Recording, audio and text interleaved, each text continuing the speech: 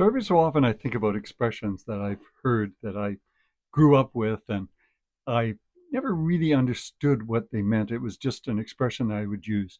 And this was one of them. And it was sleep tight and don't let the bed bugs bite. I remember my parents always saying that to me when I was younger, and it kind of stayed in my mind, and it was something I ended up using. And apparently a lot of other people used it. Sleep tight and don't let the bed bugs bite.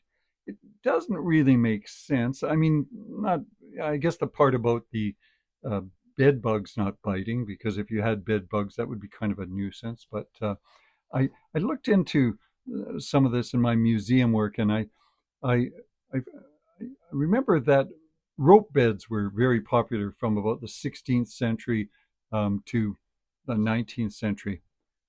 I wouldn't say popular. They were the only kinds of beds that many people had.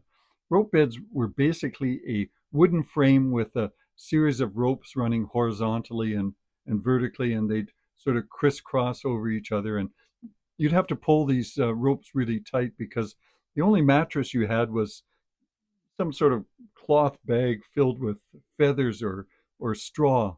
And so this bed would be quite saggy if you didn't pull the ropes really tight.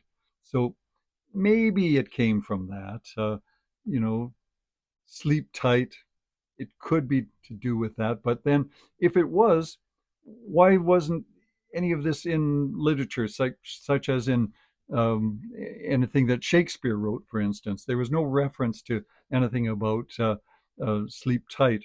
So the best bet is that I guess it was in the 1800s, in 1866, Susan Bradford used that expression in a book of some sort, I guess. And I don't know that it was related to rope beds, though, because there was no mention of that. I think the sleep tight had more to do with, being snug and comfortable. So tight was used in that way. And of course, the bed bugs, that was a nuisance in the 1800s. And so you might have said something, don't let the bed bugs bite, because it would be a much better sleep if you weren't having bed bugs biting you.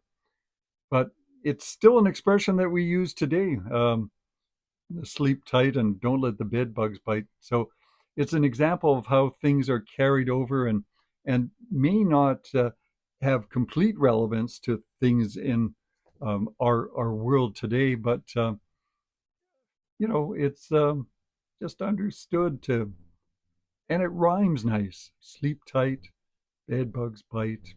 So maybe that's another reason it's used, because it's a nice rhyming phrase.